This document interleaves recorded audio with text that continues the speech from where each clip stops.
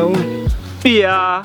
Malume ngicela ukubuza. Ngoba malume usanazo izintambo lezi zokubopha imbuzi. Oh, no ufuna intambo nje abantu abahleze befuna intambo bebakhola yini ngentambo yami la bakhola yini bokuneka impahla. Hayi cha. Angifuni ukwakhe ulayini. Malume nginenkinga lana. Nginenkinga inkolelo zingimila. And manje nomashonisa bangifuna ngapha nangapha manje ngifuna ukwenza suicide. Oh, lokho. Yebo. Hayi mfana sikhona intambo yabo. Kodwa ngithi uyazi ukuthi ngiyadayisa. Ngizokudayisela ke nawe. Ish. Mase mhlawumbe umalume mengangikweletele. Yabona ke ngiyadinga imali yami kuphela inyanga sezwana. Sezwana. Angathembisa.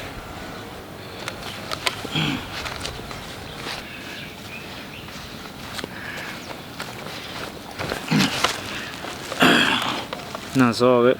Ngiyabonga. Buka malume ngicela ukwazi manje izimalini.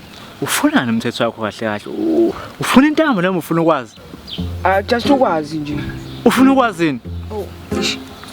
Ngiyacela usale kahle malume. Hayi.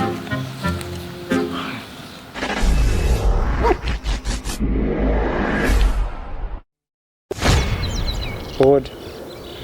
Uloveleni emsebenzini ngempela? Ukuthi ngicasukile. Mina ngicasukile ngiyalova emsebenzini. Ubona manje yangicasula nje lento eshoyo. Buka ke nawe uyacasuka. Wena usho uloveleni emsebenzini. Hawu. Bona ngathi ngicasula lento eshoyo let's why ke ngilovile. Lento ngiqeda kisho manje. Yena nathi uvela usulovile emsebenzini. Mfethu, uzoshisa lokwayi. Wona ugwayi ngizowushisa. Ukuthi ngititwe lento abroke. Ubroke ade ngenayo izolo lokho. Kodwa ngithi kuyavuka namhlanje. Thuse committee suicide. Abroke abasashe msibe committee suicide. Bell block sami nokucollect imali yami lapha ke. Nazini. Othi ngiye khona manje. Boda.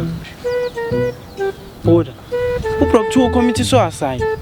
Usho ukuthi usile emhlabeni. Uyibulele. Hawu. Oh, futhi ngoba kade nje enzokoleta intambo kumina. Ubefuna ukuyibulala kanti. Kanti ufika thini kwena?